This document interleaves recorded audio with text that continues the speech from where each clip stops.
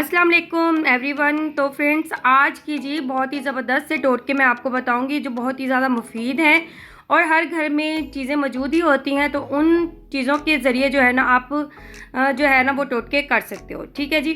तो गला ख़राब हो और आवाज़ ना निकल रही हो तो कच्चा अमरूद जला कर खा लें। पेट में दर्द है पुदीने के पत्ते चबा लें। कह ना रुके एक चुटकी ज़ीरा फाँक लें। सर में खुश्की है सरसों के तेल में दही या अंडा मिक्स करें और लगा लें। सर में जुएँ हैं चमेली का तेल लगा लें। पाँव में दर्द है जैतून का तेल लगाएं। नाक उतर गई है नीम गरम नारियल का तेल डालें। चोट लगी है खून रोकने के लिए रुई को नारियल के तेल में डुबोकर लगाएं। कमज़ोरी महसूस हो रही है 2 खजूर दूध में पकाकर खाएं और दूध पी लें। औरतों को मखसूस एयाम में बाकायदगी है तो 2 खजूर खा लें। गर्मी बहुत ज़्यादा लगती है तो खीरा खा लें।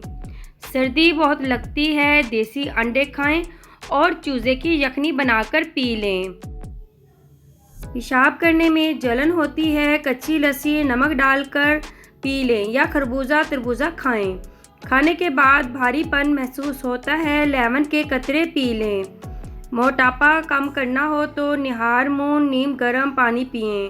रंग गोरा करना है तो उपटन में अरके गुलाब मिक्स करके चेहरे पे लगाएं। 20 मिनट बाद चेहरा धो लें। कान में दर्द है सरसों के तेल में लौंग जलाएं और इसे रुई ऊपर से तर करके कान पे लगाएं। आँखों की रोशनी तेज़ करनी है तो गाजर खाएं। याददाश्त कमज़ोर है तो बादाम और अखरोट खाएं। लूज़ मोशन हो तो केले पे ज़ीरा लगाकर खाएं। तो उम्मीद है आज की वीडियो आपको बहुत ही ज़्यादा पसंद आई होगी। चैनल को ज़रूर ज़्यादा से ज़्यादा सब्सक्राइब करें, लाइक एंड शेयर करना मत भूलिएगा। अब मुझे इजाज़त दें। ओके, अल्लाह हाफिज़।